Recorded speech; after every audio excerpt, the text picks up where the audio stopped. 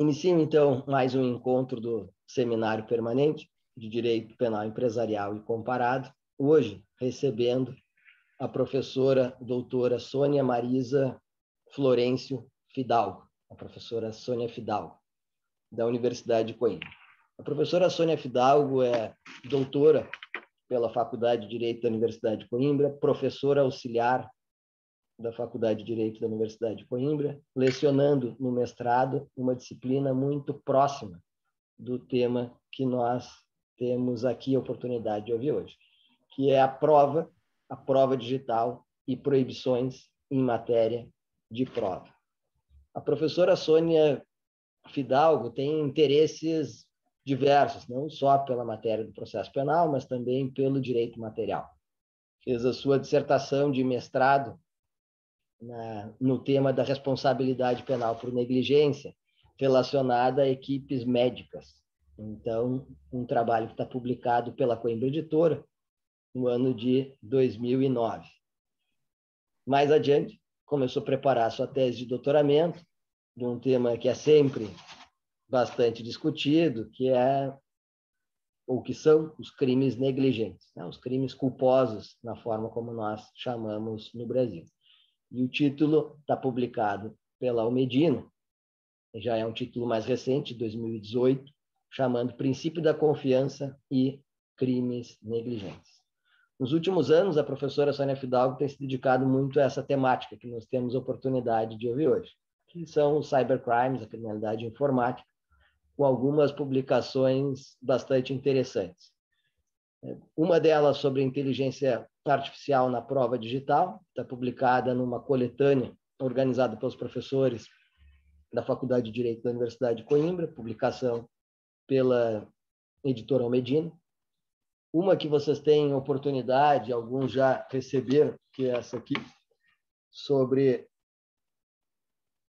tem a versão impressa, publicada na Revista Portuguesa de Ciência Criminal, em 2019, que é a apreensão do correio eletrônico e a utilização em outro processo dessas mensagens. É um tema contemporâneo, bastante discutido na prática processual brasileira e acredito que também europeia.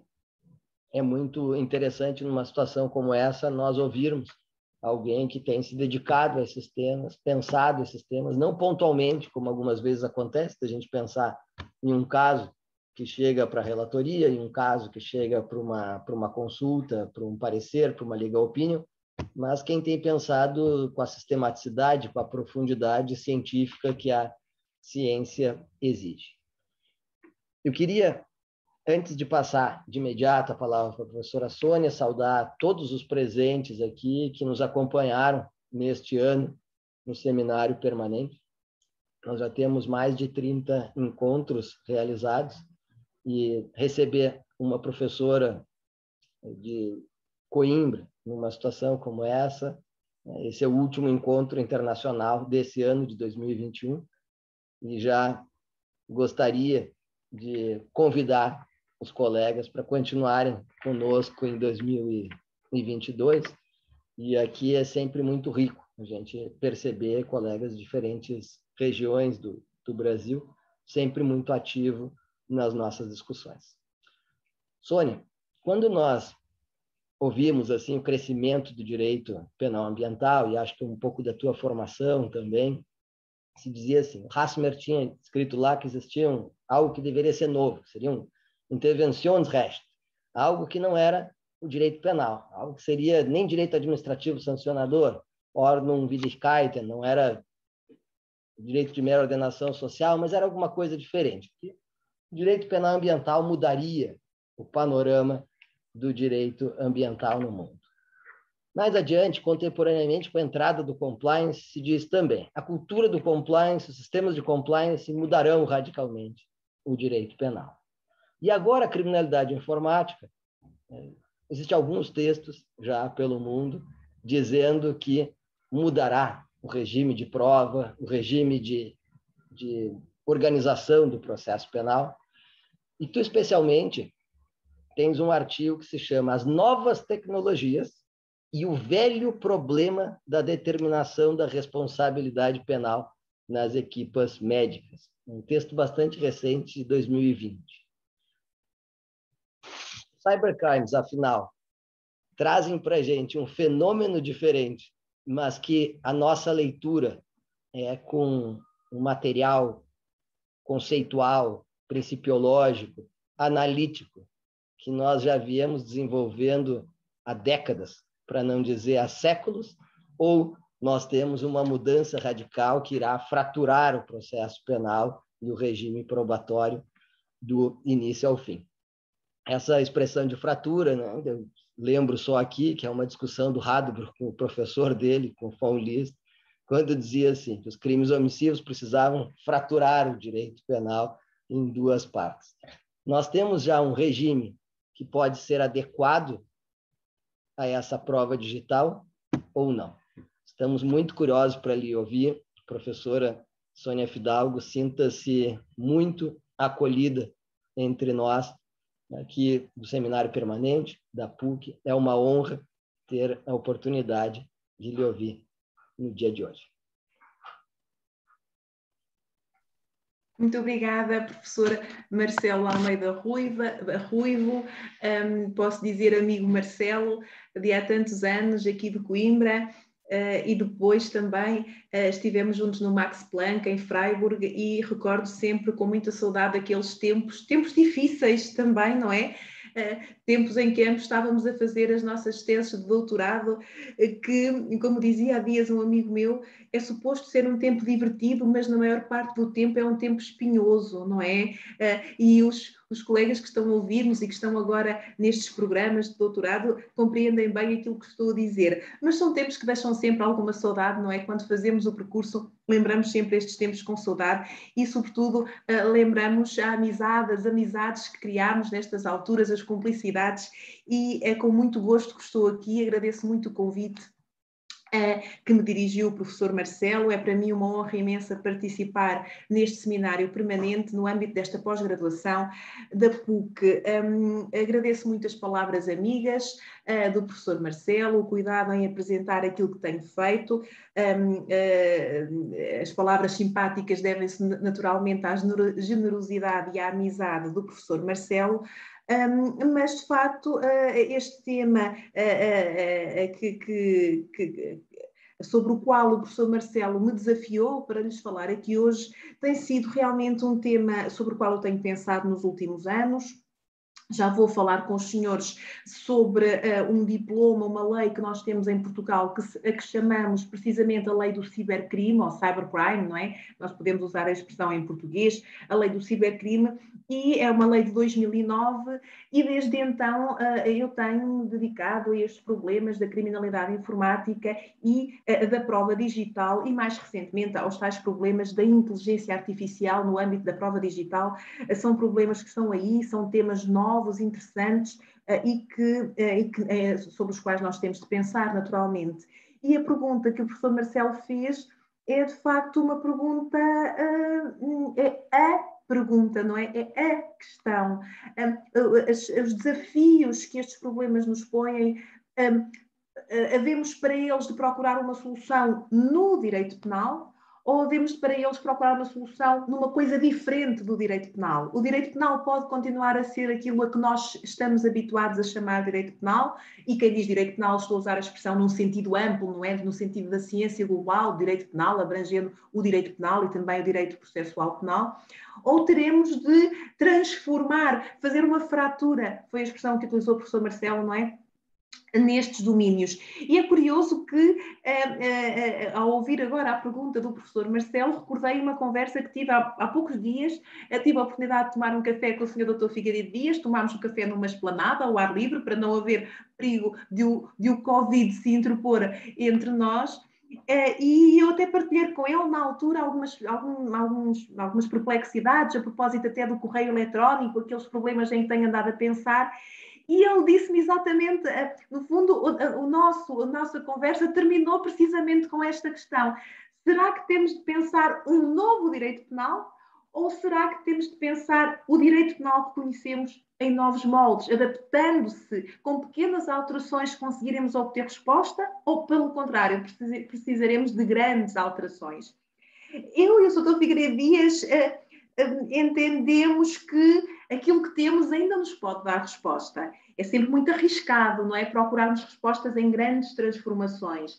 Os grandes princípios orientadores do direito penal e do processo penal, pensamos nós, é essa a minha ideia, e o Sr. Figueiredo Dias disse que também é a dele, é de que devemos procurar resposta ainda dentro dos grandes quadros do direito penal e do processo penal. Mas as questões são novas e são difíceis, e para encontrarmos boas soluções temos de pensar nelas, temos de refletir sobre elas, e nada melhor do que estes encontros ao final do dia, aí no Brasil, ao final da tarde. Aqui já estamos pela noite dentro, mas de facto nada melhor do que estes encontros para que possamos pensar sobre estes problemas.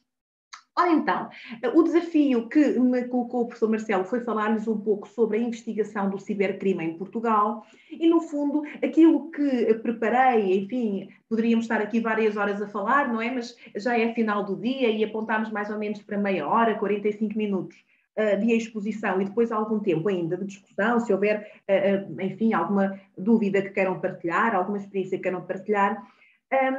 Vou fazer um percurso muito breve acerca daquilo que é o cibercrime, o que é o cybercrime, o que é a criminalidade informática, como é que ela está regulada em Portugal, e depois faria então o salto para os meios de obtenção de prova em ambiente digital. O que é que nós temos em Portugal de especial em relação à obtenção de prova em ambiente digital, e fazendo então, depois, para terminar, uma referência a um problema especial, uma questão que tem suscitado muita discussão em Portugal, inclusivamente deu lugar a um acórdão recente do Tribunal Constitucional, um acórdão de final de agosto deste ano, a propósito precisamente desta questão. Este acórdão não vinha ainda referido no artigo que partilhei com o professor Marcelo, porque o artigo é anterior. Claro, é anterior a agosto deste ano, mas entretanto a matéria até teve desenvolvimento e penso que pode ser interessante para os senhores saber em que pé estamos nesta matéria então da apreensão de correio eletrónico, em que situação é que nos encontramos agora. Enfim, vou então iniciar o percurso que preparei para partilhar com os senhores neste final de tarde. Começaria por dizer aquilo que é óbvio, que é a ideia de que as alterações tecnológicas são parte integrante da nossa experiência individual e coletiva e influenciam todas as áreas da vida social. E estas alterações tecnológicas, dizia eu, que influenciam todas as áreas da vida social, e o direito processual penal não é imune a esta influência. No passado, os tribunais mostraram-se muito hesitantes em aceitar que a prova dos factos em processo penal fosse feita através de meios tecnológicos. Basta nós pensarmos um pouco, por exemplo, na possibilidade ou na inadmissibilidade da utilização do polígrafo como meio de prova em processo penal. Então, tradicionalmente, os tribunais mostraram-se muito hesitantes em admitir que a prova dos factos fosse feita através de meios tecnológicos. Porém, o uso continuado e cada vez mais generalizado da tecnologia e de tecnologia cada vez mais sofisticada parece ter provocado uma mudança no sistema de administração da justiça penal. Atualmente, grande parte da vida de cada um de nós deixa aquilo a que se chama um rastro digital, não é? Esse rastro digital encontra-se armazenado em sistemas informáticos de diversa natureza. E, além disso, há uma ampla quantidade de informação que circula nas redes informáticas. Redes informáticas essas que, como sabem, são também elas locais privilegiados para a prática de crimes. Deste modo, compreende-se o interesse em aceder a estes sistemas informáticos para recolher prova da prática dos crimes e para determinar quem foram os agentes da prática desses crimes. Por isso, não surpreende que a prova digital tenha entrado nos nossos tribunais e que hoje esteja presente na generalidade dos processos de natureza criminal. Enquanto a novidade em termos de produção de prova foi apenas em relação ao formato de armazenamento dos dados, por exemplo, um e-mail em vez de uma carta escrita ou um ficheiro JPEG em vez de uma fotografia impressa, enquanto a novidade foi só esta, enquanto a novidade foi apenas em relação à forma de armazenamento, os participantes no processo penal adaptaram-se sem dificuldade a estas novidades. O que aconteceu, porém, foi que a tecnologia foi-se desenvolvendo a um ritmo impressionante e a prova digital tem vindo a tornar-se cada vez mais complexa. E a verdade é que nos últimos anos nós assistimos inclusivamente ao desenvolvimento de técnicas de inteligência artificial. Estas técnicas têm sido desenvolvidas para serem aplicadas também no âmbito da prova digital. De que é que estou a falar, afinal? O que é isto de prova digital? Há diferença entre fazermos referência a prova digital e a prova eletrónica? Não sei se aí no Brasil os termos são muito claros, está muito clara a diferença, se é claro a noção de prova digital, em Portugal não é. E a verdade é que em alguns diplomas nós encontramos a expressão prova digital, em outros encontramos a expressão prova eletrónica ou prova recolhida em suporte eletrónico. E normalmente nós utilizamos quer um, quer outro destes conceitos sem grande rigor e indistintamente. No entanto, no rigor das coisas, nós poderemos dizer que o conceito de prova eletrónica é um conceito um pouco mais amplo, porque abrange não só dados em formato digital, mas também dados em formato analógico, está bem? Apesar de os diplomas legislativos em Portugal não serem muito claros, não, dizer prova digital ou prova eletrónica não é exatamente a mesma coisa. O conceito de prova eletrónica é um conceito mais amplo, porque pode abranger também dados em formato analógico e não só os dados em formato digital. A verdade, porém, é que quando lemos um texto, mesmo em Portugal, sobre esta matéria, as duas expressões são utilizadas por vezes indistintamente.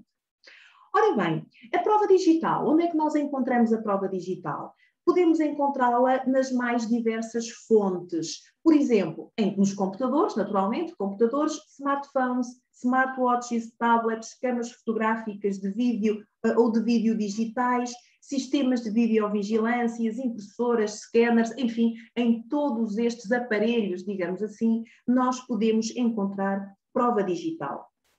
E através da recolha da prova em ambiente digital, nós conseguimos aceder aos mais variados dados informáticos. Reparem, conseguimos obter ficheiros de imagem ou de vídeo, conseguimos aceder ao conteúdo de e-mails, conseguimos aceder a agendas e diários eletrónicos, conseguimos obter dados de tráfego, dados de localização, enfim, é uma multiplicidade de informação aquela que se pode obter através destes aparelhos onde são armazenados dados em formato digital. E reparem, de tudo aquilo que acabei de dizer, ressaltam desde já duas ideias fundamentais. Por um lado, ressalta a importância da obtenção desta prova em ambiente digital do ponto de vista da descoberta da verdade material em processo penal, é óbvio, não é? É importante acedermos a esta prova do ponto de vista da finalidade da descoberta da verdade e da realização da justiça, mas, por outro lado, também é óbvio para todos que a obtenção de prova em ambiente digital significa uma clara intromissão nos direitos fundamentais das pessoas envolvidas, designadamente do arguido, do réu. Em Portugal nós dizemos arguido, não é? No Brasil utiliza-se a expressão réu. Designadamente uma intromissão clara nos direitos fundamentais do arguido, dizia eu, do réu, designadamente o direito à privacidade, não é? Por isso, cá está, naturalmente, no âmbito da prova digital, aquele problema que, no fundo, é a tensão que se verifica ao longo de todo o processo penal, não é? A tensão, a dificuldade de harmonização, o conflito entre as diversas finalidades do processo penal. Descoberta da verdade material, por um lado, proteção dos direitos fundamentais por outro. Isto no âmbito da prova digital é claro, é muito claro, diria eu, porque a prova digital é fundamental para a descoberta da verdade, mas põe em causa de modo óbvio, de modo muito claro, os direitos fundamentais do arguido.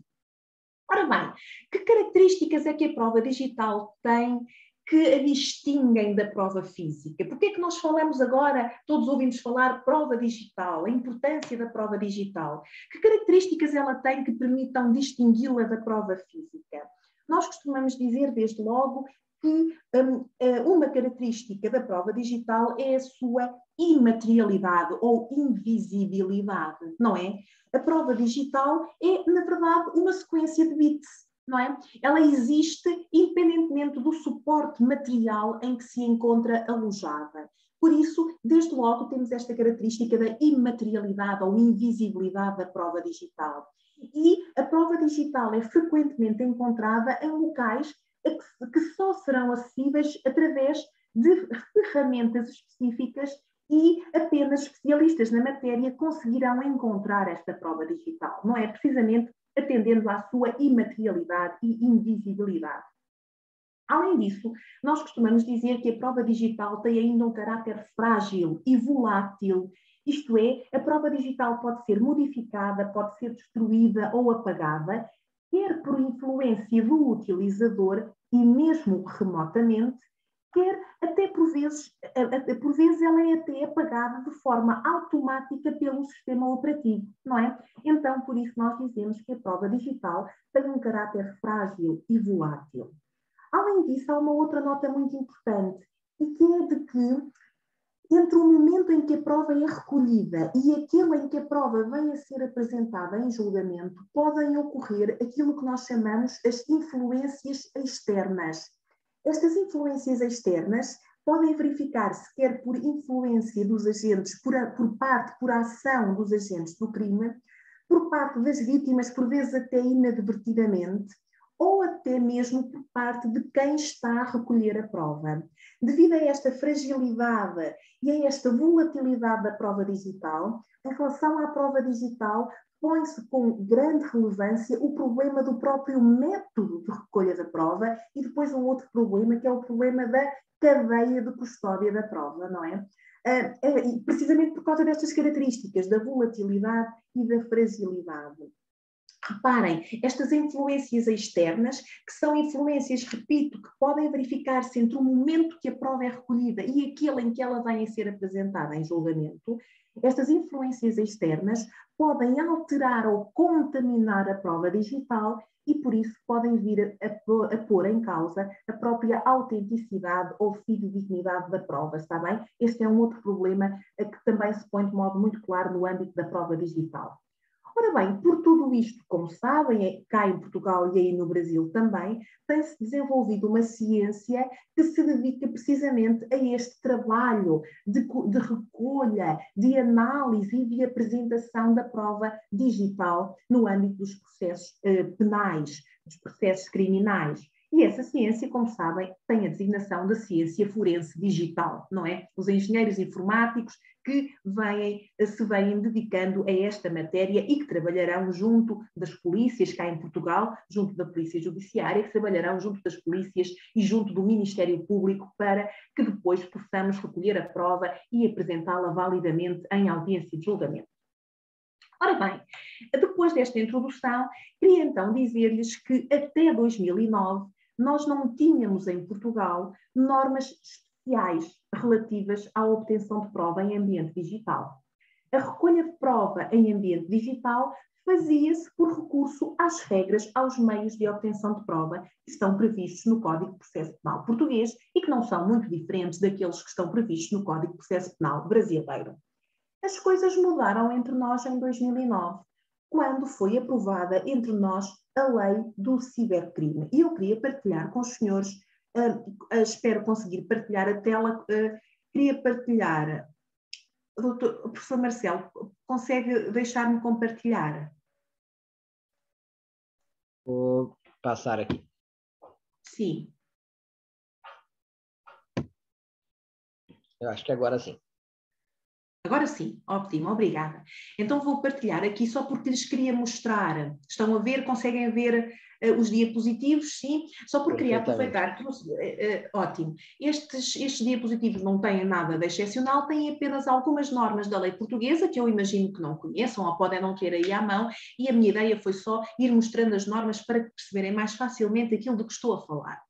Então, dizia-lhes eu que até 2009 nós não tínhamos em Portugal qualquer lei que se referisse ou que previsse meios especiais de obtenção da prova em ambiente digital.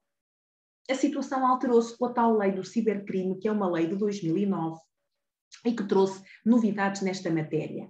Então, esta lei do cibercrime é uma lei a Lei 109/2009, de 15 de setembro, e logo o artigo 1º estabelece o objeto da lei. E o artigo 1º estabelece que a presente lei, estou a repetir, a presente lei estabelece as disposições penais materiais, processuais, bem como as disposições relativas à cooperação internacional em matéria penal, relativas ao domínio do cibercrime e da recolha de prova e suporte eletrónico, transpondo para a ordem jurídica interna a decisão quadro de 2005 e adaptando o direito interno à Convenção sobre o Cibercrime do Conselho da Europa. Então, reparem, esta legislação portuguesa de 2009 foi uma legislação que visou adaptar o ordenamento jurídico português em matéria de cibercrime e prova digital, quer a uma decisão quadro da União Europeia, quer a esta Convenção sobre o Cibercrime do Conselho da Europa. Esta Convenção sobre o Cibercrime do Conselho da Europa é também designada Convenção de Budapeste, certamente já ouviram falar sobre ela, e o Brasil está há vários anos a falar da necessidade de ratificação desta Convenção. A qualquer momento espera-se que esta ratificação se verifique, porque, de facto, trata-se de uma Convenção do Conselho da Europa, mas há muitos Estados fora do Conselho da Europa, designadamente alguns Estados da América Latina, que já ratificaram esta convenção. E esta lei foi então uma lei que procurou adaptar o ordenamento português na sequência da ratificação por Portugal desta Convenção do Cibercrime, a tal convenção que também é conhecida como Convenção de Budapeste. E o que é que acontece? Esta lei do cibercrime é composta por diferentes capítulos. E, reparem, logo aqui no objeto nós vemos que a presente lei estabelece disposições penais materiais, disposições penais processuais e ainda disposições relativas à cooperação internacional em matéria penal. Então, reparem, esta lei do cibercrime tem um conjunto de normas de direito substantivo, criou certos tipos de crime, tem um conjunto de normas processuais e tem ainda um conjunto de normas respeitantes à cooperação penal internacional. Está bem? A opção do legislador português, criticável, por certo, foi a de criar num diploma autónomo, em legislação avulsa, toda a regulamentação relativa ao cibercrime. Quer se trate da regulamentação em matéria de direito penal substantivo, quer se trate de regulamentação em matéria de direito processual penal, meios de obtenção de prova, quer ainda um conjunto de normas especiais relativas à cooperação penal internacional. Ora bem, vou dar-vos nota só muito rapidamente de quais são, afinal, as normas de direito substantivo. Quais são os cibercrimes que estão previstos, os crimes informáticos que estão previstos na nossa legislação em Portugal. Desde logo, nós costumamos fazer uma distinção, não há propriamente uma noção de cibercrime ou uma noção de crime informático, até porque o cibercrime, o crime informático, pode ser praticado com tantas modalidades, os meios jurídicos em causa podem ser tão diversos. Aquilo que nós dizemos normalmente é que, quando usamos a expressão crime informático, se trata de uma expressão mais ampla do que a expressão cibercrime, porque, por regra, quando usamos a expressão cibercrime, estamos a referir-nos à prática de crimes em redes, em que se utilizam redes informáticas. O crime informático em si mesmo pode ser um crime praticado só num computador, está bem? Por isso, à partida, quando usamos a noção de cibercrime, estamos a pressupor que foi um crime praticado utilizando redes informáticas. Mas depois há uma distinção que é interessante e que também se reflete depois na nossa lei do cibercrime, que é a distinção entre criminalidade informática em sentido amplo e criminalidade informática em sentido estrito. A criminalidade informática em sentido amplo abrange aquelas condutas em que a informática é apenas um meio diferente para a prática do crime. Por exemplo, em Portugal acontece muito, imagino que no Brasil também. Atualmente, a grande generalidade dos crimes de injúria, difamação, os crimes contra a honra, acontecem onde? No Facebook, não é? Ou então por via de SMS. Por isso, reparem, os crimes de difamação e injúria são crimes tradicionais dos nossos códigos penais, mas que agora adquirem uma nova veste porque podem ser praticados através de meios informáticos.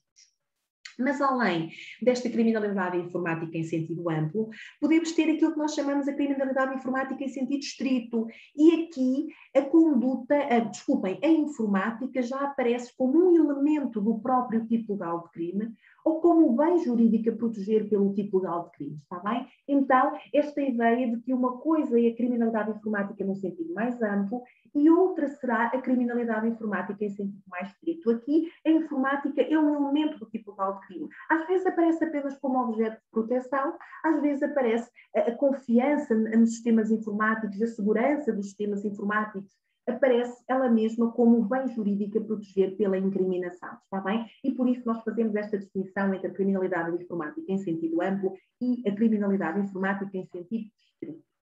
Quais são, então, os tipos legais de crimes que estão previstos na nossa lei do cibercrime? A nossa lei do cibercrime veio, naquele capítulo das disposições materiais, veio prever diversos tipos legais de crime que pertencem àquilo que nós chamamos a criminalidade informática em sentido estrito. Eu estou a falar do crime de falsidade informática, do crime de dano relativo a programa ou outros dados informáticos, do crime de sabotagem informática, do crime de acesso ilegítimo, interseção ilegítima e reprodução ilegítima de programa protegido. Esses são os tipos legais de crime que estão previstos na própria lei do cibercrime. E isso não constituiu propriamente uma novidade em Portugal em 2009, porque, na verdade, nós já tínhamos desde 1991 uma lei antiga, que era a Lei da Criminalidade Informática. E esta lei de 2009 veio apenas fazer pequenas adaptações a estes tipos legais de crimes, está bem? Nesta dimensão de direito penal substantivo, a lei de 2009 não foi muito inovadora, está bem? No fundo, houve apenas necessidade de pequena adaptação das normas internas àquilo que era dito pela Convenção do Cibercrime e pela Decisão Quadro da União Europeia. A grande novidade nesta lei de 2009 não foi na dimensão de direito penal material, a grande novidade para nós, em Portugal, porque já tínhamos a lei da criminalidade informática, a grande novidade, como veremos, foi no âmbito da prova, dos meios de obtenção de prova em ambiente digital. Mas, além destes tipos legais de crime que estão previstos na própria lei do cibercrime e que correspondem já aos tais crimes que nós tínhamos na velhinha lei da criminalidade informática, nós temos depois outros tipos legais de crimes que são crimes relacionados com a informática, sejam eles crimes informáticos em sentido amplo ou em sentido mais estrito, no próprio Código Penal, não é? No Código Penal português nós encontramos, por exemplo, o crime de burla informática e nas comunicações, o crime de devassa por meio de informática, o crime de violação de correspondência ou telecomunicações, o crime de abuso de cartão de garantia ou de crédito, o crime de difamação e injúria por via eletrónica, o crime de pornografia de menores, não é? Que em todo o mundo as possibilidades ligadas à pornografia de menores foram exponenciadas através da utilização dos meios informáticos. E ainda o crime de discriminação racial, religiosa ou sexual, também ele pode ser cometido através de meios informáticos. Por isso, reparem, no Código Penal encontramos todos estes tipos legais de crimes que cabem dentro daquela designação de criminalidade informática, ou num sentido mais amplo ou num sentido mais estrito. Além disso, nós temos outros tipos legais de crime que estão dispersos por outra legislação. Agora também, de há poucos anos a esta parte, fala-se muito no Regulamento Geral de Proteção de Dados. Sei que no Brasil também estão muito preocupados com esta matéria nos últimos anos da proteção de dados. E nós temos duas leis, uma lei 58 de 2019 e outra lei 59 de 2019, que procuram, de facto, assegurar essa proteção dos dados pessoais e também aí se prevêem um conjunto de crimes que estão relacionados com o acesso indevido a dados, desvio de dados, destruição de dados, que, sendo crimes, tipos legais de crime diretamente relacionados com a proteção dos dados pessoais, podem naturalmente e são, na maior parte das vezes, crimes praticados por meios informáticos, está bem? Por isso, só para lhes dar uma visão do panorama geral daquilo que são os tipos legais de crimes informáticos ou cibercrime em Portugal. Como eu lhes dizia, de facto, esta lei não foi muito inovadora do ponto de vista substantivo, mas foi muito inovadora do ponto de vista processual, no que diz respeito aos meios de obtenção de prova em ambiente digital. E vejam o que é que diz esta lei no artigo 11 a propósito dos meios de obtenção de prova. Esta lei prevê um conjunto de novos meios de obtenção de prova E no artigo 11, que é o artigo que abre o capítulo relativo aos meios de obtenção de prova, a lei define o âmbito de aplicação dos novos meios de obtenção de prova. E vejam o que diz. Com exceção do disposto nos artigos 18 e 19, as disposições processuais previstas no presente capítulo aplicam-se a processos relativos a crimes. Previstos na presente lei são aqueles que eu vos referi há pouco: o dano informático, a falsidade informática, a sabotagem informática, está bem? Por isso, desde logo, estes meios de obtenção de prova, de que lhes vou falar já em seguida, aqueles novos meios de obtenção de prova em ambiente digital, podem aplicar-se nos processos relativos aos crimes previstos na própria lei, aos crimes informáticos previstos na própria lei.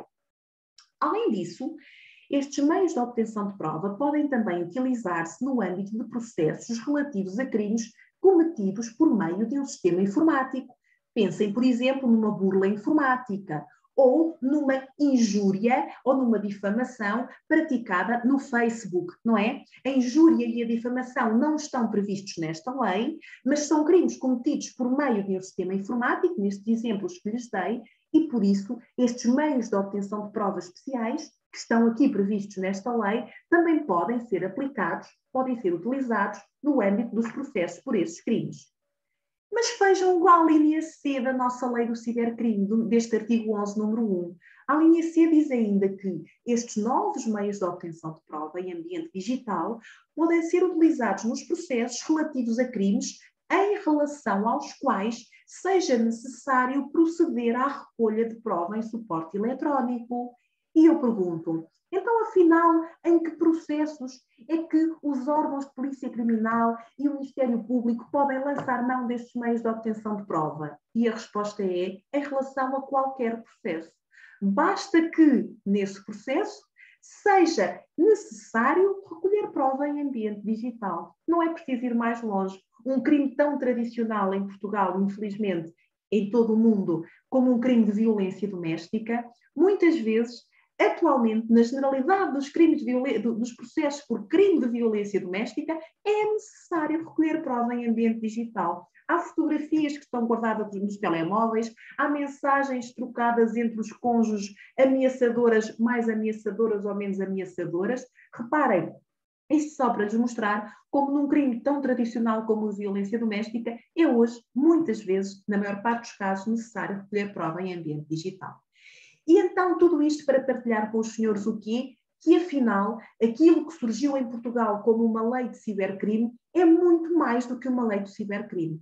Porque no capítulo que se refere aos meios de obtenção de prova, afinal, não se trata só de meios de obtenção de prova que podem ser usados no âmbito daqueles crimes tipicamente informáticos, a falsidade informática, o dano informático, a sabotagem informática. Não é só disso que se trata. Os meios de obtenção de prova que estão regulados nesta lei são meios que podem ser utilizados no âmbito de um processo por qualquer crime, desde que seja necessário produzir prova em ambiente digital. E não sabem a importância que isto teve em Portugal. É porque foi publicada a lei em 2009, toda a gente sabia que havia uma lei do cibercrime, mas como era uma lei do cibercrime, os nossos juízes, os nossos procuradores achavam, os advogados em geral, os práticos do direito, achavam que era uma lei para ser aplicada no âmbito de processos por cibercrime. E demorou muitos anos, alguns anos, até que, de facto, os práticos, os órgãos judiciários portugueses se consciencializassem de que, afinal, em matéria de prova, nós estávamos perante muito mais do que uma lei do cibercrime ou no domínio do cibercrime, está bem? E por isso até se critica por que razão, sendo assim, por que razão é que estes novos meios de obtenção de prova foram previstos aqui e não foram introduzidos num capítulo autónomo no próprio Código de Processo Penal, não é? Porque, no fundo, o que nós temos aqui é um regime de obtenção de prova em ambiente digital para ser utilizado em qualquer processo penal, está bem? Essa é uma crítica que se faz a esta legislação no âmbito da obtenção de prova em ambiente digital. Ora bem, vou então dizer-lhes rapidamente quais são os meios de obtenção de prova. São vários, é só para terem uma ideia muito genérica. Depois eu posso enviar ao professor Marcelo a lei do cibercrime, posso depois enviar uma lista com bibliografia, se tiverem interesse, artigos não publicados por mim, mas por outros colegas que têm estudado a matéria. E vou dizer-lhes então quais são os novos meios de obtenção de prova. O que é que foi novidade para nós em 2009? Aqui na lei do cibercrime previu-se um conjunto de figuras processuais completamente novas, meios de obtenção de prova que não estavam de todo previstos no nosso sistema de processo penal. Foi previsto aquilo que se chama a preservação expedita de dados armazenados num sistema informático. Foi previsto aquilo que se chama a revelação expedita de dados de tráfego e ainda a injunção para a apresentação ou concessão do acesso a dados. Estas foram figuras processuais completamente novas. Depois, há um outro conjunto de figuras processuais, de meios de obtenção de prova, que não são novos, não foram inteira novidade no ordenamento português, mas foram, de certo modo, adaptados ao ambiente digital. Eu estou a falar na pesquisa de dados informáticos. A pesquisa de dados informáticos é, no fundo, uma busca informática.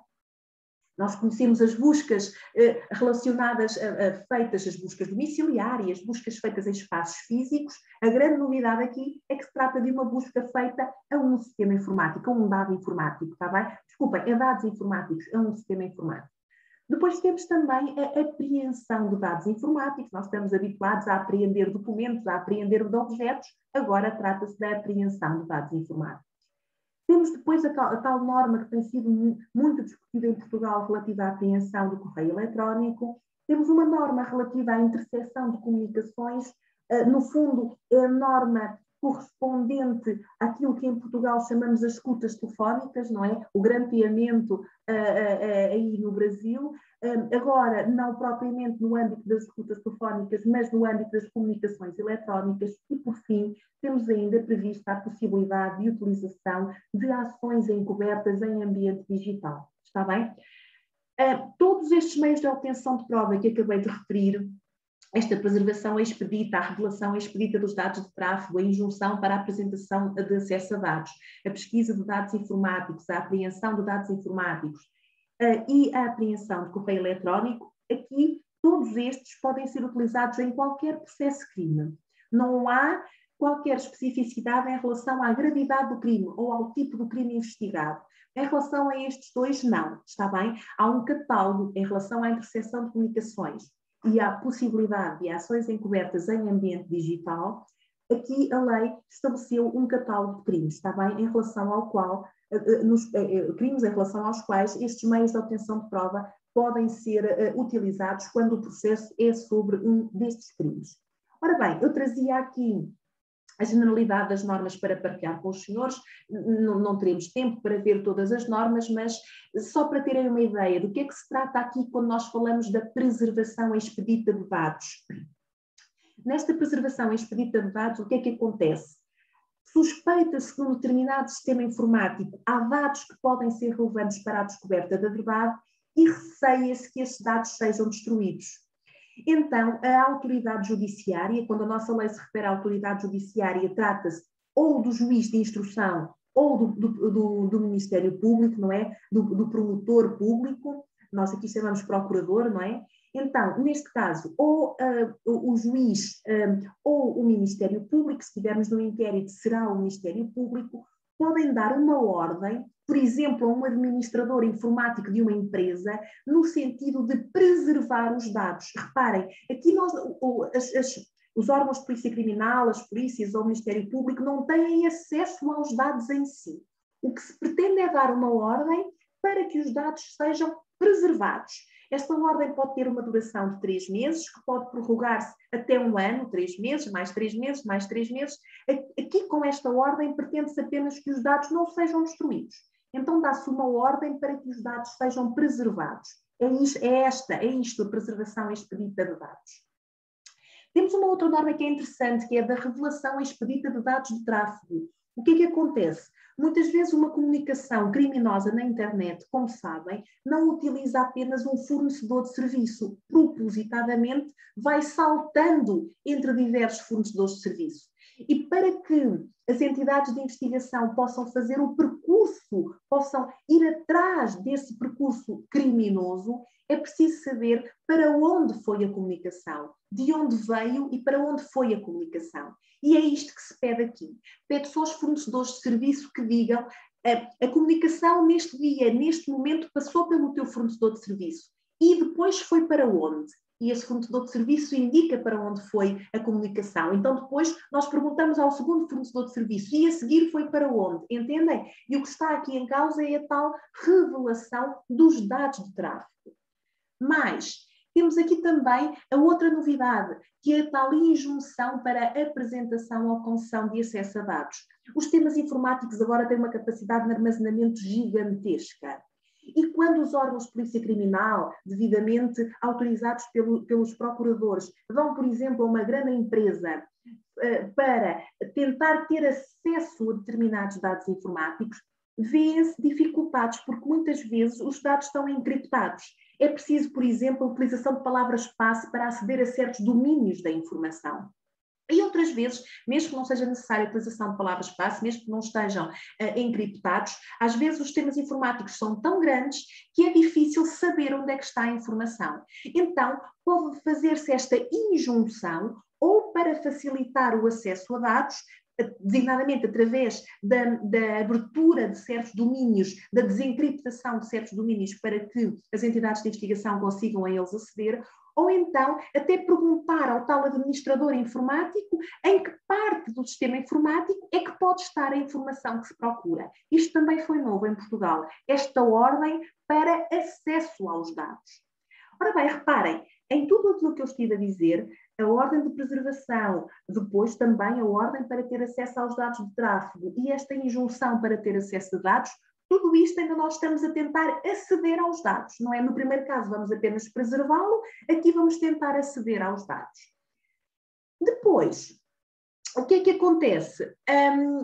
Pode ser feita, a dada altura, a pesquisa de dados informáticos. A pesquisa de dados informáticos é a tal busca informática, não é? Então nós entramos, por exemplo, num computador, num sistema informático qualquer, e vamos aí fazer uma pesquisa, vamos fazer uma busca para ver se encontramos matéria, dados relevantes para a produção da prova em processo penal. Isto aqui é em tudo semelhante às buscas tradicionais que estão previstas nos nossos códigos de processo penal, mas agora com esta dimensão informática ou digital. Ora bem, depois de ser feita a pesquisa, depois de ser feita a busca, pode ser necessário proceder-se à apreensão dos dados informáticos, não é? E então vai-se proceder à apreensão dos dados informáticos e essa apreensão tem de ser feita com recurso às técnicas informáticas, não é? Aquilo que se faz em Portugal, na maioria dos casos, é a polícia pega no computador e leva e fica o computador depositado à ordem do processo, porque às vezes a informação é tanta que mesmo com meios tecnológicos adequados é difícil estar a fazer uma cópia dos dados, demora fazer um espelho, não é aquilo que nós chamamos o espelho do computador. E então, o que acontece na esmagadora maioria dos casos é os telemóveis, os computadores, os smartwatches são levados pela polícia e ficam à guarda do processo, faz-se depois a cópia e depois são devolvidos. Depois, normalmente, o advogado faz um requerimento, não é, para que o computador, o celular, seja devolvido ao réu. Enfim, apreensão de dados informáticos. E depois temos então a tal norma relativa à apreensão do correio eletrónico, que tem gerado em Portugal uma grande discussão. Vou ler esta norma só para dedicar alguns minutos então a falar sobre este problema. Esta norma relativa à apreensão do correio eletrónico estabelece o seguinte: quando no decurso de uma pesquisa informática ou outro acesso legítimo a um sistema informático forem encontrados armazenados nesse sistema informático ou noutro a que seja permitido o acesso legítimo a partir do primeiro, mensagens de correio eletrónico ou registros de comunicações de natureza semelhante, o juiz pode autorizar ou ordenar por despacho a apreensão daqueles que se figurarem de grande interesse para a descoberta da verdade ou para a prova, aplicando-se correspondentemente o regime da apreensão de correspondência previsto no Código de Processo Penal. Resumidamente, o que é que diz esta norma? Que quando é feita uma busca informática, uma pesquisa informática, pode ser encontrado correio eletrónico e se esse correio eletrónico for importante para a produção da prova, o juiz pode autorizar a apreensão do correio eletrónico. sendo aplicáveis correspondentemente, aqui diz a lei, o regime da apreensão de correspondência do Código de Processo Penal. Ora bem, o nosso Código de Processo Penal prevê, à semelhança do que prevê o Código de Processo Penal brasileiro, a possibilidade de apreensão de correspondência, não é? A correspondência corpórea, isso é possível, está previsto no Código. Agora, o nosso Código de Processo Penal impõe requisitos, pressupostos apertados para poder haver apreensão de correspondência corpórea. Desde logo, o crime em causa tem de ser punível com uma pena de prisão superior a 3 anos. A apreensão de correspondência tem sempre de ser ordenada autorizada ou ordenada pelo juiz de instrução sob pena de nulidade. E, além disso, estabelece o nosso Código de Processo Penal que o juiz que autorizou a apreensão vai ser o primeiro a ter conhecimento do conteúdo da correspondência apreendida. Ora bem, a discussão estalou em Portugal. E para a apreensão de correio eletrónico, valem também estas regras? Reparem, o artigo 17 da Lei do Cibercrime diz: o juiz pode mandar apreender correio eletrónico, aplicando-se correspondentemente o regime da apreensão de correspondência.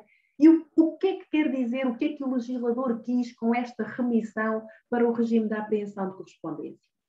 O que é que aconteceu em Portugal nos últimos anos? Nós temos um gabinete, que é o chamado Gabinete do Cibercrime, que é um gabinete especializado que trabalha na Procuradoria-Geral da República, especializado na investigação do cibercrime. E a generalidade dos textos que têm sido publicados nesta matéria, publicados pelo coordenador deste gabinete, que é o Sr. Dr. Pedro Verdelho, que é procurador, e de outros procuradores também que se têm dedicado ao estudo e à publicação de textos nesta matéria. Temos tido uma produção rica também por parte dos práticos do direito nesta matéria. Têm dito mais ou menos isto. Se nós estamos a fazer investigação, se fazemos, por exemplo, uma busca numa empresa que não requer a autorização prévia do juiz, se nessa busca encontramos computadores, o próprio Ministério Público pode autorizar que se faça a pesquisa informática. Mas depois, se encontrar correio eletrónico, não podia ser esse correio eletrónico apreendido por ordem do próprio promotor, por ordem do próprio procurador do Ministério Público. Exigiria a lei que houvesse um despacho do juiz. Aquilo que se tem dito é que isto inviabiliza a investigação na prática. Esta exigência de que seja um juiz a autorizar a apreensão de correio eletrónico cria muitas dificuldades na prática. Tal como cria muitas dificuldades na prática a exigência de que fosse o juiz o primeiro a ter conhecimento do conteúdo dos e-mails apreendidos. Porque, reparem, por vezes são apreendidos milhares de e-mails, não é? Então isto tem gerado muita discussão em Portugal. Tem ou não tem de haver um despacho prévio do juiz para se proceder à apreensão do correio eletrónico? Já estão a ver aqui, atenção, magistrados do Ministério Público por um lado, por outro lado, os juízes a entenderem que são os guardiães dos direitos, liberdades e garantias. O juiz de instrução em Portugal é tido como o guardião dos direitos, liberdades e garantia do réu na fase de inquérito, não é? Quando estão em causa os direitos fundamentais, temos de chamar a intervenção do juiz de instrução. É esta que tem sido a grande discussão em Portugal, a propósito da possibilidade de apreensão de correio eletrónico. E, de facto, o nosso legislador foi sensível a estas dificuldades que se verificam na investigação, que têm sido invocadas em Portugal por parte dos procuradores, dos promotores, não é? No sentido de que, por que razão é que há de ter de haver um despacho prévio do juiz? E tem-se defendido, há vozes que têm defendido em Portugal, a possibilidade de fazer uma espécie de uma apreensão cautelar ou provisória. O Ministério Público permitia que as polícias fizessem essa apreensão cautelar ou provisória, que depois, de e-mails, que depois só seriam juntos ao processo se o juiz, a seguir, ratificasse, no fundo, viesse ordenar a junção ao processo do material apreendido. Dizem que em causa está a prova frágil, que em causa está a prova volátil, que esta perda de tempo pode significar a perda da prova, enfim, a argumentação tem sido variada. Eu tenho defendido que, de acordo com aquilo que está na lei, não é possível esta interpretação do artigo 17, no sentido de que o próprio Ministério Público pode ordenar uma apreensão provisória. E dúvidas não me restam de que, de acordo com o artigo 17, tem de haver um despacho prévio do juiz. Reparem, não estou a inventar o que quer que seja. A lei diz que o juiz pode autorizar ou ordenar por despacho. Está bem? Por isso, tenho entendido, e é isso, foi isso que escrevi, tenho dito nas aulas e nos congressos em que tenho participado sobre a matéria, que, de acordo com a lei que temos, quer a lei, quer este artigo 17 da lei do cibercrime, quer o próprio Código de Processo Penal, na matéria relativa à apreensão de correspondência, exigem a intervenção do juiz. Ou seja, só pode ser apreendido correio eletrónico se houver uma ordem do juiz nesse sentido. A verdade, porém, é que houve agora, recentemente, antes do verão, em Portugal, ali em junho, julho, agora não sei já de cor qual é a data desta proposta legislativa, mas houve uma proposta legislativa de alteração deste artigo 17. O nosso Parlamento foi sensível a estes argumentos por parte dos senhores procuradores e houve uma proposta de alteração do artigo 17 no sentido de a apreensão de correio eletrónico passar a ser ordenada pela autoridade judiciária. Quando em Portugal se refere à autoridade judiciária, abrange, como lhes disse, quer o juiz, quer os próprios magistrados do Ministério Público, os próprios promotores. Então, no fundo, esta alteração legislativa, eram alterações legislativas várias à lei de cibercrime, e uma delas era uma alteração ao artigo 17. Ora bem, o nosso Presidente da República enviou a questão para fiscalização do Tribunal Constitucional e o Tribunal Constitucional, num acórdão recente, num acórdão de final de agosto, veio a considerar que esta alteração seria inconstitucional. Está bem? Considerou que reparem, a lei não chegou a entrar em vigor, está bem? Foi só uma proposta. Antes da promulgação pelo Presidente da República, houve este pedido de fiscalização da constitucionalidade.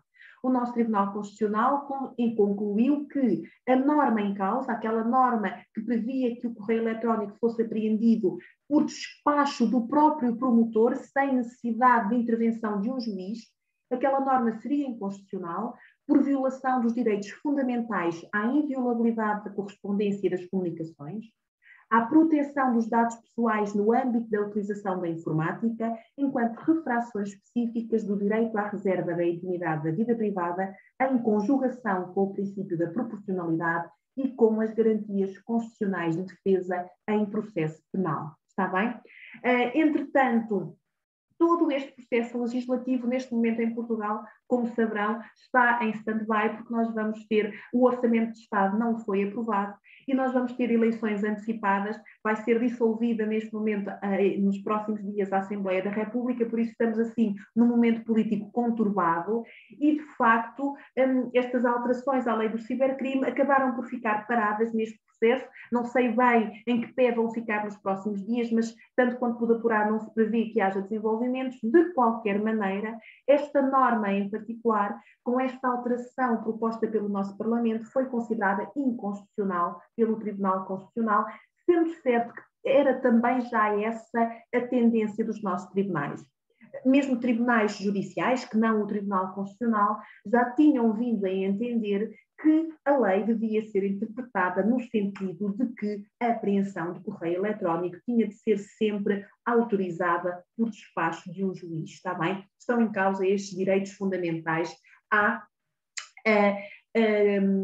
os direitos fundamentais à inviolabilidade da correspondência e das comunicações, não é? A privacidade aqui de modo imediato, está aqui de modo imediato em causa. Ora bem, além desta norma, temos depois ainda outra norma relativa à interseção de comunicações que tem a ver, cujo regime, aqui esta lei remete para o regime das escutas telefónicas do Código de Processo Penal, com o catálogo que só é possível nos processos relativos àquele catálogo de crimes que está no Código de Processo Penal, e depois a outra norma relativa à possibilidade de ações encobertas em ambiente digital. Isto é muito interessante. Imaginem, por exemplo, um agente encoberto que entra num chat onde sabe que se está a partilhar, a discutir pornografia infantil.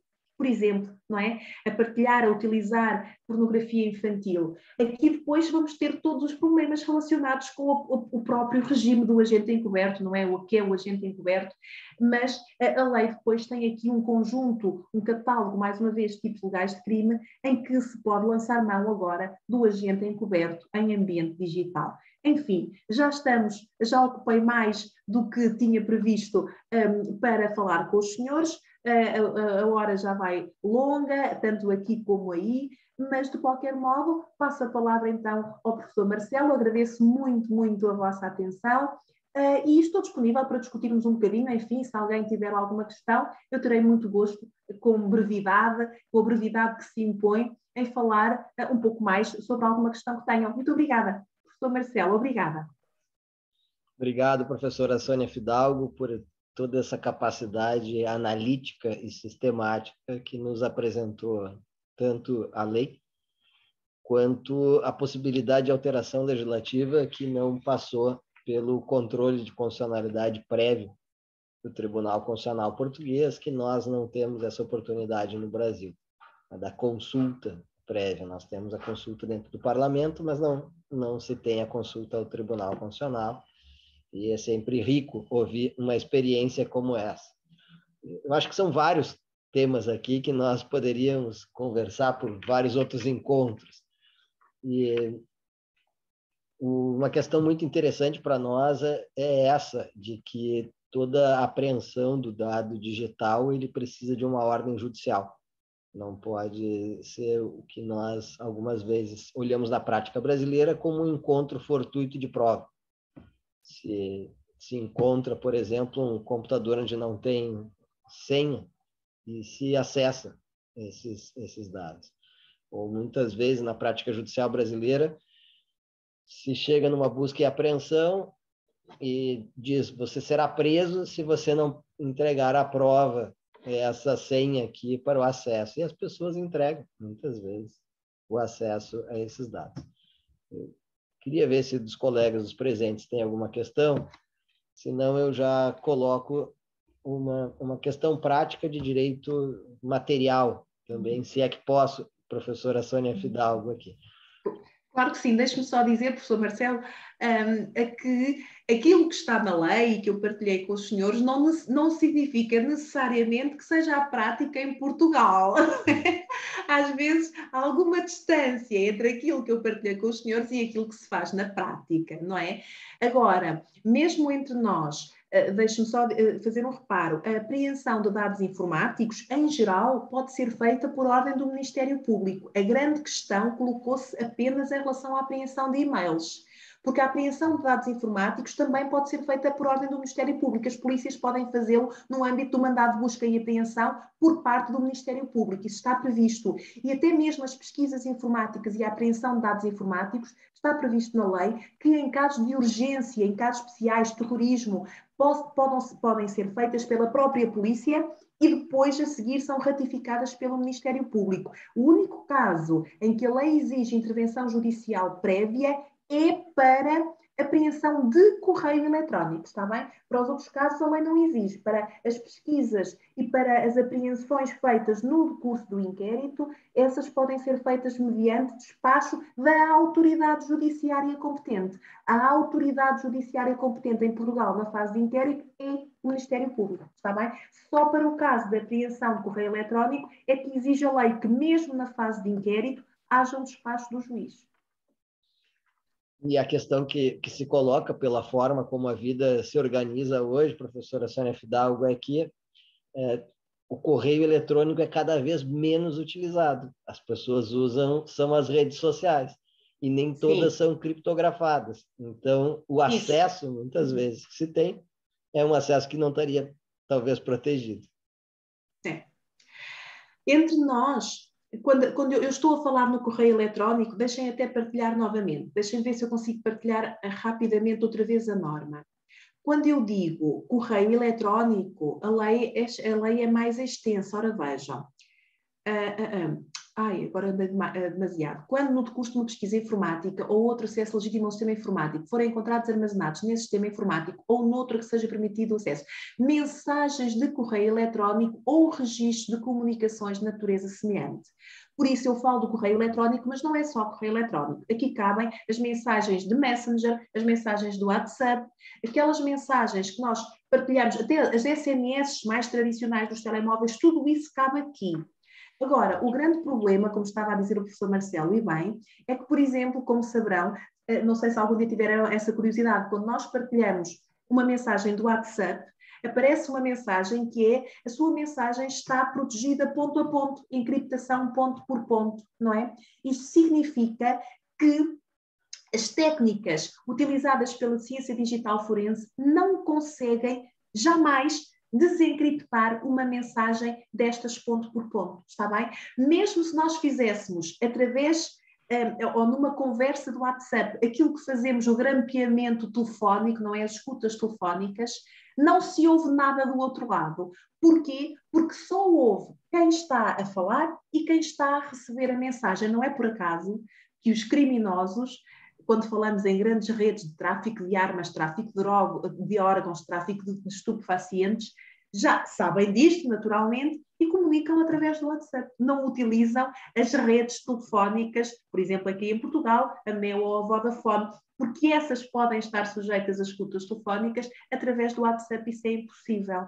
É por isso, como sabem, agora o grande problema com que nós estamos a deparar-nos nos nossos dias é a possibilidade de utilização de malware como um meio de obtenção de prova, não é? A instalação de software malicioso no computador ou nos celulares, para quê? Para que eu esteja a falar através do WhatsApp ou de qualquer outro meio e, nesse momento, tudo aquilo que eu estou a fazer está a ser escutado num outro sistema, num outro computador, num outro local. Mas para isso é preciso que tenha havido tal instalação de software malicioso. E aí temos em cima da mesa um outro problema. Nós queremos o Estado atuar como um hacker, no fundo. Este software malicioso é precisamente o tipo de software que utilizam os criminosos, não é? Para praticarem os crimes cibernéticos. Por isso, tudo isto nos dava uma longa discussão.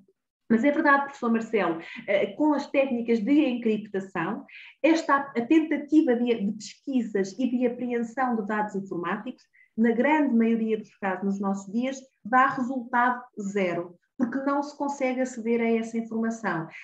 As alternativas estão a ser este acesso à informação em tempo real através destas técnicas de malware, que em Portugal ainda não estão reguladas. Pois esse já é um objeto para um novo encontro, outra vez com a professora Exatamente. Sônia Fidalgo em 2022. É a possibilidade do Estado permitir, ou se não permitir, e já avanço aqui, eu não gosto muito de fazer previsões em matéria penal e processual penal, é uma coisa que é muito comum, não é, Sônia? Na Alemanha, eles dizem direito penal do futuro e tudo mais, e o brasileiro sempre tem um grande receio com tudo isso, porque não vem o que ele pensa que virá. Vem várias outras formas das coisas acontecer. E eu diria que o Estado não colocaria, mas aproveitaria um dado que já foi colocado por um terceiro. A pergunta seria essa, se poderia aproveitar um dado obtido por meio de um terceiro. Acho que é como talvez a situação chegaria aqui.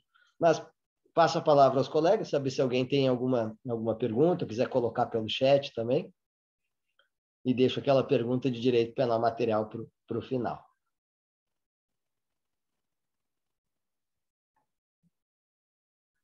Por favor, então, Rosinara. Professora Sônia, primeiro, muito obrigada pelo seu debate interessantíssimo e me despertou uma curiosidade num tema que recentemente eu tive que fazer uma pesquisa sobre os dispositivos Alexa, os personagens Virtual Assistant, né? Se a gente poderia entender eles dentro do conceito e aplicar o acórdão, na medida que eles armazenam dados de voz ambiental, não apenas do dono, mas de todo o ambiente que ele está instalado, como uma prova, né, se ele seria coberto como dentro do conceito que tu apresentaste do acórdão.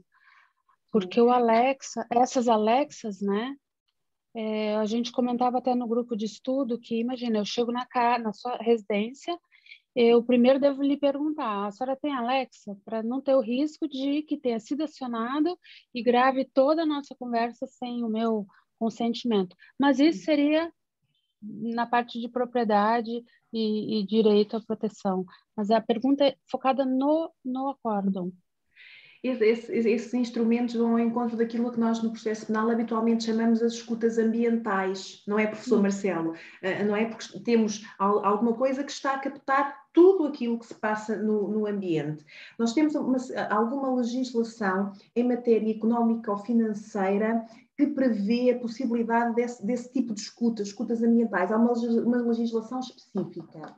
E aqui no nosso Código de Processo Penal, num artigo que se dedicou à extensão das regras das escutas telefónicas, deixem-me ver aqui convosco, o 189. O artigo 189 do nosso Código de Processo Penal é um artigo que deixem-me só ver, deixem-me ver aqui se é aplicável às conversações transmissões.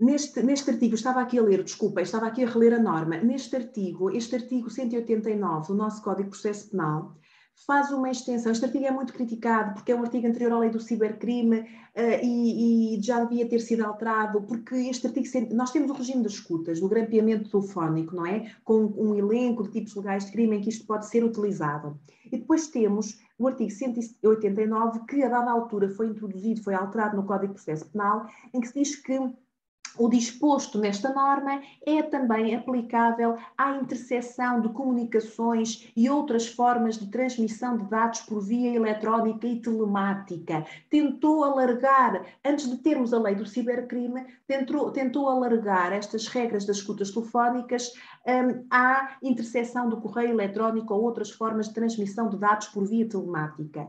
E depois também tem o número 2, em que diz que a obtenção e junção aos autos de dados sobre a localização celular ou de registros de conversações ou comunicações, e é aqui que entram as escutas ambientais, só podem ser ordenadas ou autorizadas em qualquer fase do processo por despacho do juiz quanto aos crimes previstos no número 1 do 187. Ou seja, essas escutas ambientais poderiam caber aqui, nesta previsão da norma, que remete para aquele catálogo de crimes em relação aos quais são admitidas as escutas telefónicas. Reparem, aqui nós estamos a falar da utilização de meios, mas reparem, isto é uma coisa assustadora, não é?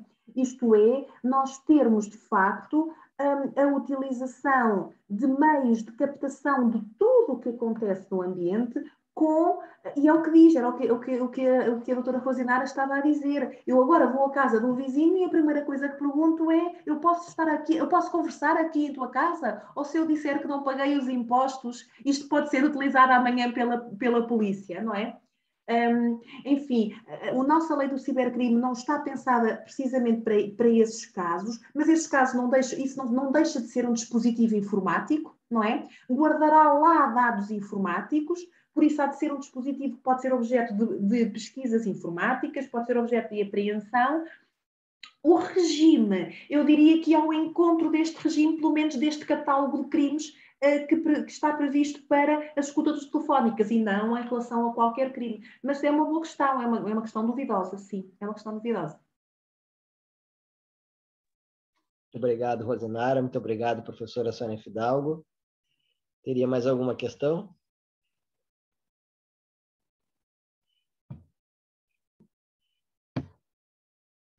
Bom, então eu coloco uma que é um problema muito prático, professora Sônia, que tem acontecido no Brasil.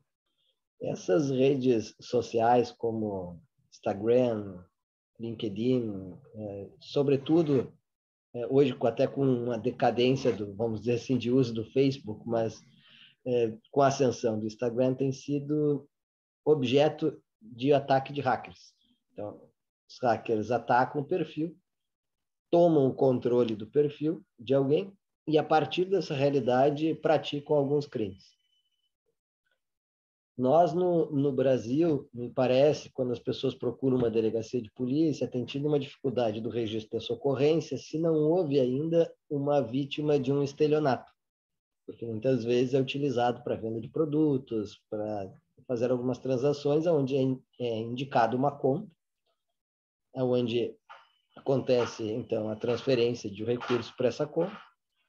Tem um terceiro que é vítima do estelionato e tem alguém, que é o dono do perfil, que é também vítima de uma falsidade ideológica, porque alguém se passa por ele e ele perde o contato total, ele tem uma impossibilidade absoluta de mudar aquela situação. Isso tem acontecido no país inteiro. E tem uma dificuldade prática também, porque quando se aciona a empresa, precisa ter um acionamento judicial, para que a empresa fique sabendo de que é necessário, então, tirar aquele perfil do ar. As pessoas, às vezes, ficam dias, o dono do perfil, sem conseguir ter acesso àquela situação, por mais que tenham uma forma de dizer que aquele perfil foi clonado, que aquilo é um spam, que tem outras que a própria plataforma coloca. Em Portugal, uma situação como essa, teria um crime específico de invasão de perfil ou de perfis? Olha, professor Marcelo, essa questão também é discutida cá, claro, não é? E tem-se questionado muito essa e uma outra, que é a criação de um perfil falso, não é? O exemplo que o professor deu foi alguém invade o meu perfil, começa a publicar coisas. Outra coisa é, por exemplo, alguém cria um perfil, eu, por exemplo, não tenho Instagram, e alguém cria um perfil de Sónia Fidalgo. Usa uma fotografia minha, que agora não é difícil de encontrar online, não é? E tem-se discutido muito isso, e tem-se entendido, da minha perspectiva bem, que a criação de um perfil falso numa rede social, por si mesma, não é crime. Os tribunais têm seguido muito este caminho, até ao momento em que, entretanto, começam a praticar outros crimes a partir daí, não é? Imaginem que criam um perfil falso com a designação Sónia Fidalgo e, entretanto, publicam fotografias minhas, fotografias do meu filho, entretanto, começam de facto a enviar mensagens e a dizer só faço a desativação do perfil se tu fizeres isto assim, assim, ou seja, em Portugal, as polícias têm depois encaminhado a investigação no âmbito destes outros crimes, o crime de burla, como nós chamamos cá, o crime de devassa da vida privada, vão por aí. Agora, aquilo que, em rigor, esta criação de um perfil falso ou a invasão de um perfil é um crime de falsidade informática, não é? Eu estou a introduzir num sistema informático dados informáticos falsos. E isto, por si só, este crime de falsidade informática, esta conduta, esta introdução num sistema informático, alteração de dados informáticos falsos, mas depois, reparem, o tipo legal de crime, eu não lhes trouxe o tipo legal de crime, mas eu vou ler-lhes. O crime de falsidade informática, na lei do cibercrime, diz o seguinte: quem, com a intenção de provocar engano nas relações jurídicas, introduzir, modificar, apagar ou suprimir dados ou, por qualquer forma, interferir num tratamento informático de dados, produzindo dados ou documentos não genuínos, com a intenção de que estes sejam considerados ou utilizados para finalidades juridicamente relevantes como se o fossem, é punido com pena de prisão até 5 anos ou com pena de multa de 120 a 600 dias. Ou seja, esta criação de dados informáticos falsos. Mas depois a lei, o tipo legal de crime tem vários elementos. Vejam, quem com a intenção de provocar engano nas relações jurídicas, introduzir, modificar, apagar ou suprimir dados informáticos, produzindo dados ou documentos não genuínos, com a intenção de que estes sejam considerados ou utilizados para finalidades juridicamente relevantes como se o fossem. Há todo este conjunto destes elementos, mas a criação de um perfil falso ou a invasão de um perfil numa rede social pode vir a consubstanciar este crime de falsidade informática, independentemente de outros crimes que venham a ser praticados. Entre nós, como lhes disse, os estudos que eu tenho vejo, as estatísticas está na hora de ir descansar cá em Portugal, os estudos que eu tenho visto, as estatísticas têm sido partilhadas, tem-se vindo a considerar que a mera criação de um perfil falso só por si, muitas vezes os procuradores levam ao arquivamento.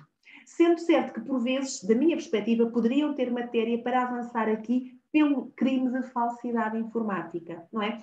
Na generalidade dos casos, foi o que disse o professor Marcelo, esta criação do perfil falso ou a invasão de um perfil tem depois outras consequências, não é? Não é só pelo gosto de criar o perfil falso, depois a partir daí vêm outras coisas. Mas seria isso, poderia caber aqui no âmbito do crime de falsidade informática. É a criação, a introdução nas relações jurídicas de dados informáticos falsos. É à semelhança daquilo que nós temos, sempre tivemos o crime de falsificação de documentos, não é? Falsificação de um documento. A diferença agora é que se cria, é que essa falsificação se dá em ambiente digital, não é? Mas poderia ser, não há nenhum crime de criação de perfil falso ou de invasão de perfil, mas pode caber aqui, em termos simples e imediatos, num crime de falsidade. Seria o artigo 3º. Artigo 3º da Lei do Cibercrime, exatamente, Sim. falsidade informática. Sim. Porque realmente aqui no Brasil isso é um problema bastante grande, porque a pessoa que invade o perfil, ela também tem acesso, tem uma situação que em Portugal poderia ser a devassa da vida privada, porque tem acesso a todas as conversas. Claro, claro. E como a vida se organiza hoje, Para. é uma intimidade muito grande que se obtém. É verdade. E até essa da invasão do perfil, além de haver lugar à falsidade informática, também pode consubstanciar um crime de acesso ilegítimo. Eu estou a pensar agora nessa dimensão, não é? Alguém Claro. consegue entrar na minha conta, ter acesso, por exemplo, às fotografias que eu até só partilho com algumas pessoas, ou a essas conversas, aí podíamos ter um crime de acesso ilegítimo. Eu vou ler-lhes. Artigo 6º. Quem, sem permissão legal ou sem para tanto estar autorizado pelo proprietário, de qualquer modo, aceder a um sistema informático é punido com pena de prisão até 1 ano ou com pena de multa. Podia caber aqui também, no âmbito do próprio acesso ilegítimo. Eu estava a pensar mais na criação de um perfil falso, mas nessa dimensão de entrar num perfil de alguém que já existe, poderia ser aqui o crime de acesso ilegítimo, depois eventualmente associado à devassa da vida privada, não é? É esse outro crime que está no próprio Código Penal, sim. Sim, mas no âmbito aqui da lei do cibercrime seria acesso ilegítimo, eventualmente associado à devassa da vida privada, pois poderíamos ter aqui problemas de concurso, não é? Saber se deles, não é? Isso depois já seria outra questão, mas podíamos entrar por aqui pelo acesso ilegítimo e pela devassa, sim, depois nos crimes contra a privacidade, é verdade, é verdade. E não conhecendo muito a lei portuguesa e o bem jurídico tutelado e a finalidade de proteção, o âmbito do tipo, me parece que poderia até ser um concurso material, que é algo aqui Eventualmente. Em relação ao crime de acesso ilegítimo, há uma grande discussão precisamente sobre o bem jurídico protegido. O tipo legal de crime é muito complexo, tem vários números, tem 6 números, e, por um lado, diz que quando falamos deste crime de acesso ilegítimo, estamos a proteger a própria segurança dos sistemas informáticos e a confiança na fiabilidade desses sistemas informáticos, mas, por outro lado, numa outra dimensão, o tipo também protege a própria confidencialidade dos dados, não é? Por isso nós podemos estar aí, é uma discussão, não é? Qual é exatamente o bem jurídico? Da minha perspectiva, até podemos ter aqui um tipo legal de crime que pretende proteger estes dois bens jurídicos. E depois a tocar a tal ideia da privacidade e os crimes que visam proteger a privacidade enquanto tal, não é? Que é muito mais grave. Seria uma ofensa muito mesmo. mais grave. Isso mesmo. Eu não quero continuar a problematizar, porque eu sei que a noite avança em Portugal, mas essa situação, professora Sônia, é tão assim, a ser pensada aqui no Brasil, e sobretudo em momentos de polarização política, que seria possível criar um perfil falso, que nós chamamos de fake, em nome de alguém que não tem o perfil e que publicasse inicialmente passagens de textos ou de aulas que aquela pessoa já fez e mais adiante começasse a publicar opiniões políticas. Até uma situação se concretizar e obviamente, muita gente já teria sido induzida, né, naquele tipo de realidade que é absolutamente falso desde a origem. Então, nós conseguimos ver claramente que a professora Sônia nos traz de além-mar um horizonte de possibilidades de investigação aonde nós, aqui no Brasil, podemos pensar. São várias linhas de pesquisas que podem acontecer tanto na parte do direito substancial, material, quanto na parte processual do processo penal contemporâneo. Professora Sônia, foi um gosto lhe ouvir nessa noite de hoje. É sempre muito rico perceber essa analítica. Eu já tinha ouvido parte do que foi falado hoje, em outra oportunidade. Me surgiram vários outros casos também. Então, fica um incentivo para os presentes aqui investigarem esses temas, e também fica um convite para a professora doutora retornar aqui entre nós numa outra oportunidade nesse ano vindouro. Lhe agradeço muito vivamente por ter oferecido horas da sua vida e também no avançar, né, deste ano e no momento desse, que já é noite em Portugal, né? Que horas são em Portugal agora? 23. Pois. 23, são mais 3 horas do que no Brasil. Eu agradeço muito, professor Marcelo, o convite para estar aqui convosco hoje, e aproveito para fazer um convite para que venham a Coimbra. Nós recebemos sempre muito bem os colegas que vêm de fora. Acho que o professor Marcelo pode corroborar o que eu acabei de dizer. Serão muito bem-vindos e eu estou sempre contactável. O meu e-mail está na página da faculdade, o professor Marcelo também tem. Se quiserem fazer alguma questão, se quiserem pedir algum auxílio, eu estarei sempre disponível, e estarei sempre disponível para nos encontrarmos, quer em presença aqui em Coimbra, quer aí quando pudermos viajar com maior facilidade, quer por esta via remota, que enfim é a via possível, mas que nos vai permitindo encontrar-nos e conversar sobre estas coisas. Para mim foi um gosto. Muito obrigada, desejo a todos muitas felicidades e muita saúde. Muito obrigado, professora Sônia. Agradeço a presença de todos que estiveram aqui e certamente continuarei divulgando o seu artigo que nos foi oferecido aqui entre os presentes, aqueles que tiverem interesse, e aos nossos alunos do mestrado e do doutoramento. Muito obrigado. Obrigada. Boa noite. Eu posso fazer uma pergunta? Desculpa deixar para o final, mas aqui, enfim, posso fazer? Por mim, eu tenho mais 2 ou 3 minutinhos, então. Tá, não, eu acho que é uma pergunta bem simples, é só porque eu fiquei na dúvida mesmo. Se o Ministério Público em Portugal tem as mesmas atribuições do Ministério Público no Brasil, seria o órgão acusador e fiscalizador da lei? Uhum. Se calhar o professor Marcelo até sabe responder melhor a esta pergunta do que eu, mas em Portugal o nosso processo penal tem uma estrutura acusatória integrada por um princípio de investigação. O Ministério Público entre nós não é um puro acusador, não é um advogado do Estado. O Ministério Público investiga pautado por critérios de objetividade, mas o Ministério Público é ele que dirige a investigação, é ele que dirige a fase do inquérito, está bem? Não é um puro acusador, mas é ele que está encarregado no final do inquérito de arquivar ou de acusar. Não sei se com isto fui ao encontro, não sei se o professor Marcelo quer esclarecer mais algum ponto. Eu acho que sim, no apagar das luzes aqui, o que eu queria dizer só é que o Ministério Público no Brasil tem uma função de ser o titular da ação penal. Ele não tem uma atuação tão interventiva assim na fase preliminar, a não ser quando ele faz uma investigação por si só. Então, tem a possibilidade no Brasil de algumas investigações na omissão da polícia ou em algumas questões sigilosas que são obtidas pelo Ministério Público e que não gostaria que essas informações fossem compartilhadas com a polícia. Ele pode começar por si só essa investigação e oferece ação penal se por acaso ele acreditar no final de que as questões são assim. No segundo grau, Sônia, nós temos aquela figura que é o Ministério Público como acusador, por exemplo, numa apelação, e o Ministério Público como fiscal da lei, quando ele faz um parecer numa apelação que foi colocada.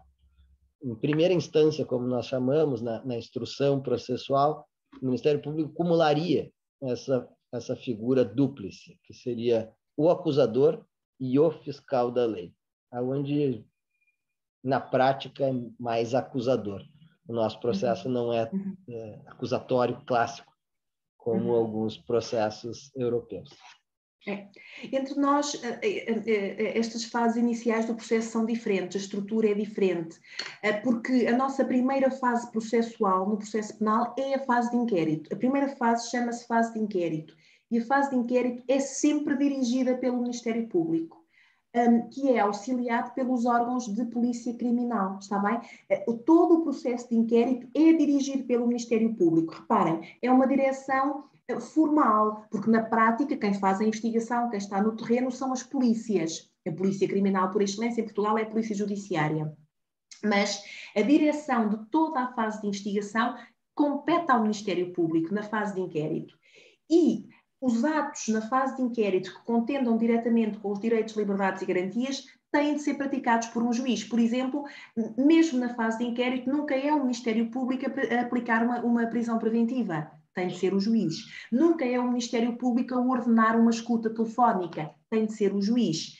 Por isso é que em Portugal há esta tensão muito grande em relação à lei do cibercrime, saber afinal o que é que pode ser ordenado pelo Ministério Público e afinal o que é que tem de ser autorizado por um juiz. E daí aquela tensão muito forte em relação ao correio eletrónico. O Ministério Público quer poder apreender mesmo sem despacho do juiz, mas a lei diz que a apreensão do correio eletrónico tem de ser autorizada por um juiz. Mas há de facto aqui algumas diferenças, foi uma boa questão, doutora Luana, há algumas diferenças na própria tramitação processual. Em Portugal, a primeira fase é a fase de inquérito, o inquérito é dirigido sempre por um juiz, não existe é dirigido sempre pelo Ministério Público, não existe um inquérito em Portugal que não seja dirigido pelo Ministério Público. É dirigido formalmente, claro que quem faz a investigação são as polícias.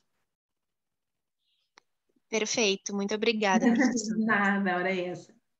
Pois parece que também mereceria um encontro novo as investigações preliminares. Nós temos várias formas de investigações preliminares no Brasil, por exemplo, a CVM, Consob, poderia se pensar isso, e pensando em sistemas processuais aproximados, comparados, talvez caberia um encontro como esse. Mas vamos esperar que a professora Sônia publique seus novos artigos e nós vamos acompanhando e sempre fazendo em cima das pesquisas que vierem.